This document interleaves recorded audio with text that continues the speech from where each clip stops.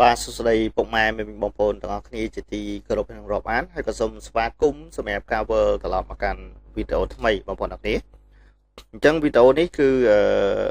បានដាក់ចំណងជើងថាបាទជនជាតិបារាំងរិះគន់មន្ត្រីអន្តរប្រវេសន៍ថៃថាខ្វះបាវិជ្ជាជីវៈក្រោយបដិសេធមិនឲ្យឆ្លងកាត់ប្រទេសខ្លួនដោយមូលហេតុគាត់រស់នៅកម្ពុជាបាទហេអានេះគឺជាចរិតសម្ដានពិតរបស់អាចោសៀមបាទព្រោះវាមិនចង់ឲ្យអន្តរជាតិគឺបាទវាមិនចង់ឲ្យអន្តរជាតិគឺស្គាល់កម្ពុជាហើយវាក៏មិនចង់ឲ្យការឆ្លងកាត់ពីណាមកណាដើម្បីមកកម្ពុជាអញ្ចឹងណាបងប្អូនទាំងគ្នាព្រោះដោយសារអីនេះគឺជាចរិតពិតនៃការចំណែនច្រណែនហើយចំណែនគេមែនអាសៀមណាបារាំងគឺគាត់ធ្វើដំណើរមកលេងស្រុកខ្មែរឬគាត់រស់នៅស្រុកខ្មែរអានោះជារឿងរបស់គាត់បាទមិនហើយចង់ឲ្យបារាំងនៅស្រុកឯហ្នឹងមែនហ៎ពួក ASP បាទអាប្រុងក៏ SP អាស្រីក៏ SP ដែរពួកវាតើបងប្អូនទាំងគ្នាទៅតាមដានទស្សនាជាមួយនឹងវីដេអូដំណឹងនេះជាមួយ admin តិចហើយចាំឲ្យយើងចូលរួមទាំងអស់គ្នាបងប្អូនណាបើស្រឡាញ់កម្ពុជាទៅនៅកម្ពុជាទៅចានេះគឺជាសម្ដីដែលចេញពីមាត់មន្ត្រីអន្តរប្រវេសន៍ថៃនិយាយទៅកាន់ជនជាតិបារាំងម្នាក់ដែលបានធ្វើដំណើរឆ្លងកាត់ប្រលានយន្តហោះនៅថៃបងប្អូនទាំងអស់គ្នាថ្មីនេះមានជនជាតិបារាំងម្នាក់ដែលគាត់រស់នៅប្រទេសខ្មែរយើងហ្នឹងគាត់បានបង្ហោះសារយ៉ាងហួសចិត្តមួយទៅកាន់មន្ត្រីអន្តរប្រវេសន៍ថៃតែគាត់បានរៀបរាប់ថាហេតុការណ៍ហ្នឹងគឺកាត់ឡើងនៅពេលដែលគាត់កំពុងតែជូនដំណើរកូនស្រីរបស់គាត់ដែលបានមកលេងគាត់នៅប្រទេសខ្មែរយើងហើយត្រូវបន្តជើងហោះហើរពីទីក្រុងបាងកកទៅកាន់ប្រទេសបារាំងវិញក៏ប៉ុន្តែមន្ត្រីអន្តរប្រវេសន៍ថៃបានរារាំងមិនឲ្យកូនស្រីរបស់គាត់ឡើងយន្តហោះដើម្បីបន្តដំណើរនោះទេហើយថែមទាំងតម្រូវឲ្យពួកគាត់ហ្នឹងទិញសម្បត្តិយន្តហោះត្រឡប់មកកម្ពុជាវិញដោយចំណាយលុយពីហៅប៉ៅខ្លួនឯងហើយពួកគាត់ទាំងពីរអ្នកឪពុកកូនត្រូវបានឃាត់ខ្លួនប្រហែល6ម៉ោងបងប្អូននៅក្នុងការិយាល័យអន្តរប្រវេសន៍ថៃហើយលោកបាននិយាយថាអារម្មណ៍ពេលហ្នឹងគឺប្រៀបដូចជាគេដាក់គាត់នៅក្នុងគុកអញ្ចឹងបងប្អូនហើយអ្វីដែលកាន់តែហួសចិត្តជាងនេះទៅទៀតគឺមន្ត្រីអន្តរប្រវេសន៍ថៃមិនបានផ្ដល់ការបញ្យល់ផ្លូវច្បាប់ឲ្យបានច្បាស់លាស់ណាមួយសម្រាប់ការបដិសេធមិនឲ្យគាត់ហោះហើរទេដោយគ្រាន់តែនិយាយពាក្យដដែលថាបើស្រឡាញ់កម្ពុជាគួរតែទៅនៅកម្ពុជាទៅចា៎គាត់ក៏បានបញ្ជាក់ផងដែរបងប្អូនថាគាត់កាន់លិខិតឆ្លងដែនបារាំងព្រោះគាត់ជាជនជាតិបារាំងតែជាការពិតចាគាត់រស់នៅប្រទេសកម្ពុជាដោយគាត់ពិតជាគោរពនិងស្រឡាញ់ប្រទេសមួយនេះពិតប្រាកដមែនក៏ប៉ុន្តែទោះជាយ៉ាងណាក៏ដោយការបដិសេធការហោះហើររបស់គាត់គឺពិតជាបង្ហាញយ៉ាងច្បាស់នៅទង្វើដែលខ្វះវិជ្ជាជីវៈនិងក្រមសីលធម៌របស់មន្ត្រីអន្តរប្រវេសន៍ថៃដែលបានធ្វើមកលើកូនស្រីរបស់គាត់ហើយគាត់បានប្រកាសយ៉ាងដាច់អហង្ការថាគាត់លែងធ្វើដំណើរនឹងជន់លើទឹកដីថៃទៀតហើយព្រមទាំងមិនចំណាយប្រាក់លើផលិតផលឬសេវាកម្មរបស់ថៃទៀតនោះទេចានេះហើយបងប្អូនប្រទេសស៊ីវិល័យប្រទេសអ្នកមានដែលសម្បូរទៅដោយអ្នកមានចំណេះដឹងចាសុទ្ធតែបណ្ឌិតបងប្អូនចាមួយថ្ងៃបណ្ឌិតវិភាគរឿងនយោបាយខ្មែរហើយថៃនៅលើកញ្ចក់ទូរបស់វាហ្នឹងគឺថាសុទ្ធតែបណ្ឌិតចាក៏ប៉ុន្តែពីមួយថ្ងៃទៅមួយថ្ងៃកាន់តែបង្ហាញឲ្យពិភពលោកដឹងថាប្រទេសថៃប្រជាជនថៃមួយចំនួនគឺបានរៀនចប់ពីមហាវិទ្យាល័យក្របីសាសនិងថ្មិលសាសព្រោះអីមានតែសត្វដេរឆានទេវាមិនអាចបែងចែកដាច់រវាងពាក្យថាវិជ្ជាជីវៈនិងរឿងបុគ្គលផ្ទាល់ខ្លួនហើយវាថែមទាំងទាញប្រជាជាតិផ្សេងឲ្យមកពាក់ព័ន្ធជាមួយនឹងការស្អប់និងទំនាស់របស់វាទៀតហើយខ្ញុំសង្ឃឹមថាយុគ9ចាបណ្ដាសាខ្មែរមិនយកមិនឆាប់រឿងអាស្រូវសន្តានចោលរបស់វាថ្មិលអត្តសាសនារបស់វានឹងបកស្បែកឲ្យបរទេសកាន់តែដឹងច្បាស់អំពីវា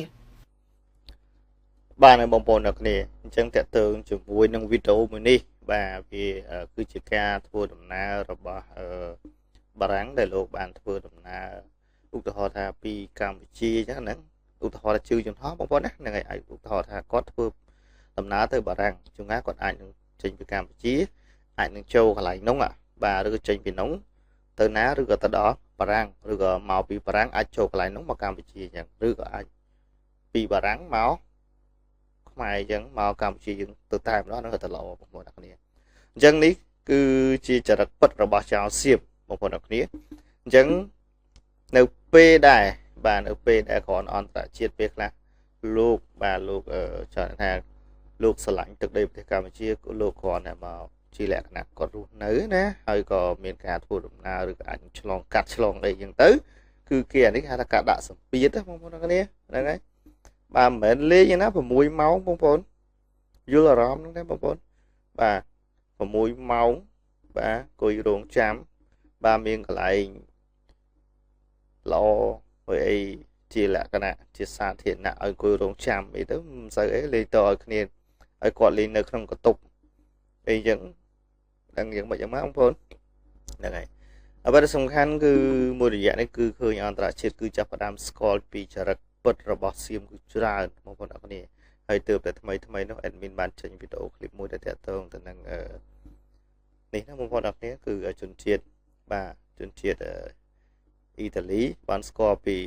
គេហៅថាវប្បធម៌របស់ពួកអាសៀមច្បាស់ទៅឯងបងប្អូនអរគ្នាបាទគឺបាទស្រីហ្នឹងគឺសិតតែ SP បងប្អូនអរគ្នាហើយចរិតគឺបែបហ្នឹងបងប្អូនអរគ្នាបាទចរិតគឺអញ្ចឹងបាទឥឡូវនេះមកក្រុមការងារពួកខាងសៀមនោះដែលគាត់ធ្វើទង្វើនេះដាក់ទៅខាងបារាំងឥឡូវបារាំងបានស្គាល់ពីចរិតពិតរបស់ពួកសៀមតាក់ទងជាមួយនឹងបាទរឿងរ៉ាវដែលនិយាយអស់ទៅគឺវាចំណែនកម្ពុជាបងប្អូនណាគឺវាច្រណែនណាហ្នឹងហើយហើយ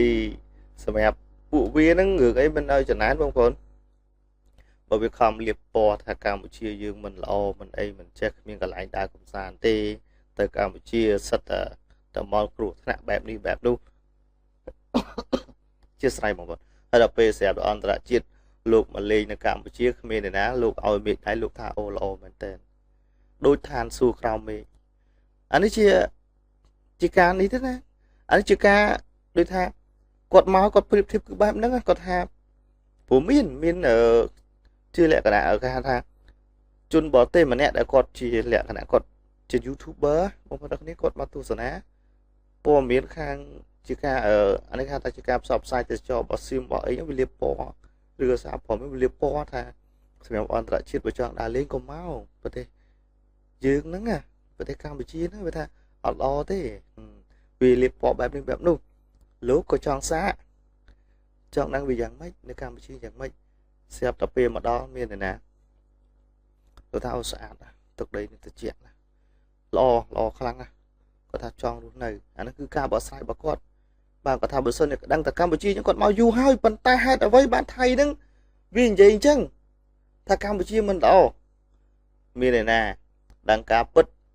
ធ្វើវីដេអូចុះដឹងស្រាប់បងប្អូនទាំងគ្នាតើតើជាមួយនឹង creator ដែលលោកជាលក្ខណៈគាត់ដើរលេងកំសាន្តគ្មានណាល្បីមកក្រាំងទៀត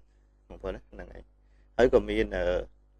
អន្តរជាតិជាច្រើនដែរមួយរយៈនេះបាទគឺលោកស្គាល់លោកក៏ជួយផ្សព្វផ្សាយច្រើនហើយអរគុណច្រើនមែនទែនបងប្អូនទាំងគ្នាឥឡូវយើងទៅតាមដានទស្សនានៅវីដេអូឃ្លីបមួយទៀតបន្តិចទៀតបងប្អូនទាំងគ្នាបាទវីដេអូឃ្លីបទី2គឺតើតើជាមួយនឹងបាទពួកថៃហើយនឹងសៀមមានអារម្មណ៍មួយរយៈនេះវាលកម្មលកមិនទេបើថាមិនមកវាយគ្នាទៅតើអានថឹងត្រូវថ្មងចុករបស់អ្នកវិភាគថៃច្រើនណាស់បងប្អូនរឿងទៅចិននេះបន្តថាថៃអត់ហ៊ានជាមួយនឹងពួកវ៉ាដេងដែលកំពុងតែពង្រីកខ្លួននៅតាមតំបន់ព្រំដែនភូមាថៃអារឿងវាយគ្នាហ្នឹងគឺឲ្យវាឲ្យពួកអាថៃនិងអាសៀមមកជាភាសាអាសរិនឲ្យវាយគ្នាវាអាមួយនឹងនេះអាមួយនឹងថាវាចំណុចកដាមឃើញវាយគ្នាទៅកម្ពុជាឈរមើលឯងថាកាសល្អឲ្យសុំឲ្យភូមិអីដាក់គ្រប់ខ្លាំងយកទាំងអស់បដទៅក៏បានឲ្យតែភូមិយកតើបងប្អូនទាំងនេះទៅតាមបានទស្សនាបន្តទៀតនោះឡើយចានេះគឺការលើកឡើងរបស់ឆផានិកាការលើកឡើងរបស់តាមអភ័យធ្នេសន្ធិលឹមថងគុណដាក់ធ្ងន់ណាស់រឿងដែលអនុធិនទៅចិនញយដងទៅធ្វើអីទៅច្រៀងមែនហេតុអីក៏រឿងសំខាន់ដែលកំពុងតែមានបញ្ហានៅក្នុងប្រទេសថៃដោយសារតែចិននេះហេតុអីក៏អនុធិនអត់និយាយជាមួយចិนអូអ្នកសាច់เลยเป็นของกองกำลังว้าเพราะฉะนั้นเนี่ยรัฐบาลที่เราจะต้องไปตามเรื่องเนี่ยมันไม่ใช่รัฐบาลเมียนมาแต่คือรัฐบาลจีนនិយាយចំហ្មងបញ្ហារបស់ពួកវ៉ាដេងដែលនៅព្រំដែនភូមាហើយនឹងថៃហើយអារឿងនេះមិនមែនជារឿងដែលថៃត្រូវទៅជែកជាមួយនឹងរដ្ឋបាលរបស់ភូមានោះទេគឺត្រូវតែនិយាយជាមួយនឹងរដ្ឋបាលចិនแต่สิ่งที่นายกพูดนายกពួកវ៉ាដេងនឹងទទួលបានការគ្រប់គ្រងពីចិនណាបងប្អូនพูดว่าอะไรคะตรงข้ามในด้านเราจะไปអនុធិននិយាយបាយគេនិយាយពាក្យថាត្រង់ខាមបាទនៅបងប្អូនអរគ្នាតើតើជាមួយនឹងពួកអាសៀមមួយរយៈនេះដូចមានអារម្មណ៍ថាដូចមិនទៅដូចវល់មិនប្រទេសពួកវាទេវល់មិនវល់តែសំខាន់ឲ្យតែដកតបចេញឲ្យលឿនទៅហើយឲ្យបកគោទឹកដីមកកម្ពុជាហើយយកសំណងមកពីមកចង់ឲ្យឈួតជានៅស្រុកឯងមិនដែរកុំសំដែងដើម្បីបន្លប់រឿងរ៉ាវផ្សេងហើយឈួតហើយជានៅក្នុងប្រទេសឯងទៅដកតបឲ្យលឿនអន្តរជាតិគេបានណែនាំហើយអន្តរជាតិគេបានណែនាំហើយបើសិនហើយមិនធ្វើតាមគេនឹងព្រៀនបដៅបើឲ្យព្រៀនបដៅទៀតអានេះចំណុចណែនាំចំណុចទី1ណែនាំចំណុចទី2ព្រៀនបដៅចំណុចទី3គឺគេនឹងដាក់ក្បាលឡើងគេណែនាំហើយ ដកតបទៅឲ្យលឿនបកគោលទឹកដីមកកម្ពុជាវិញហើយសម្រាប់សំណងគឺលោកអត់តបបានបញ្ចេញទេប៉ុន្តែសម្រាប់កូនខ្មែរគឺត្រូវតែមានសំណងយកមកសងទាំងប្រទេសកម្ពុជាទាំងបងប្អូនខ្មែរនៅព្រំដែនហើយឈួតជាមិននៅប្រទេសឯងនោះទៅនៅស្រុកឯងនោះទៅណាហ្នឹងហើយចង់ឯងស្អីអាស៊ីអាសាវាគ្រប់គ្រងតៃវ៉ាន់ចង់អាខ្ទីនហើយទៅគ្រប់គ្រងចិនស្អីចិនតែមួយម៉ែឥឡូវរឿងឯអាខ្ទីនណែអាស៊ីអាសាផ្សេងអាអនុទីនផ្សេងបងប្អូនអរគ្នាមិនដឹងថាគូក្បាលវាយ៉ាងម៉េចទេពួកនេះអាការទូតផ្សេងទៅអារឿងនេះរបស់វានឹងផ្សេងអារដ្ឋាភិបាលវាផ្សេងទៅហើយបើអាញុកមកវិញអានោះអាញុកឥឡូវបាត់សូនឈឹងមិនដឹងតនឹងទៅដល់ណាដល់ណីទេអាញុកមិនសូវនេះសោះអាញុកសិតពួកអាចង្រៃលើលោកពួកអានេះពួកអាចោមកទៀតនៅបងប្អូនអរគ្នាអញ្ចឹងតើតើជាមួយនឹង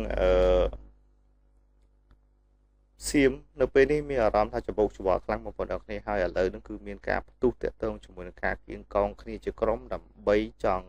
ធ្វើជាបាតកម្មគឺទម្លាក់អនុទានឲ្យចុះពីតំណែងនាយករដ្ឋមន្ត្រីបងប្អូនយល់យ៉ាងណាដែរសម្រាប់ admin គិតថាបើសិនជាអនុទាននៅកាន់បន្តទៀតគឺរឹតតែល្អថងថាគឺអនុទាននេះគឺជាតួអង្គសំខាន់ដែលដើរតួក្នុងប្រទេសសៀមដែលធ្វើឲ្យប្រទេសសៀមវាវិនិច្ឆ័យបាទគឺគ្រាន់អនុទានកាន់គ្រប់បាទអ្វីវានិយាយលើមេឃប៉ុន្តែដល់ពេលវាធ្វើនោះបាទខើបាទសម្រាប់ admin គឺគ្រប់ត្រព្រោះដោយសារអី admin គ្រប់ត្រឲ្យអនុទានឲ្យវានៅកាន់នេះទៅចាំឲ្យផុតឆ្នាំដែលវានេះទៅចាំចុះព្រោះដោយសារអីបើអនុទានកាន់ជឿជាក់ 100% ប្រទេសវានឹងវិនិច្ឆ័យបងប្អូនទាំងគ្នាហើយបើថាឡើងអាថ្មីទៅពួកវានឹងអាចារ្យថ្មីវាដូចគ្នាទេបងប្អូន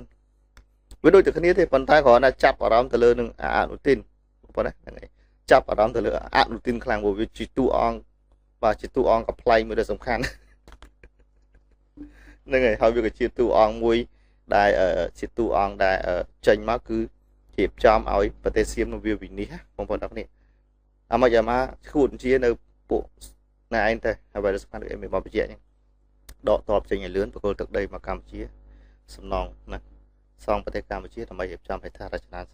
សម្ព័ន្ធជាតិឡើងវិញកន្លែងដែលបានធ្វើការបាញ់បំផ្លិចបំផ្លាញហើយនឹងជាសំណង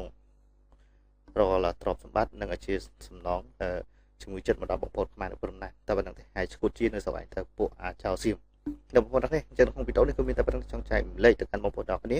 បាទទស្សនាហើយយើងក៏សង្ឃឹមថាយើងជួបគ្នានៅវីដេអូថ្មីក្រោយទៀតបងប្អូនទាំងនេះបាទចុងក្រោយសូមអរគុណបងប្អូន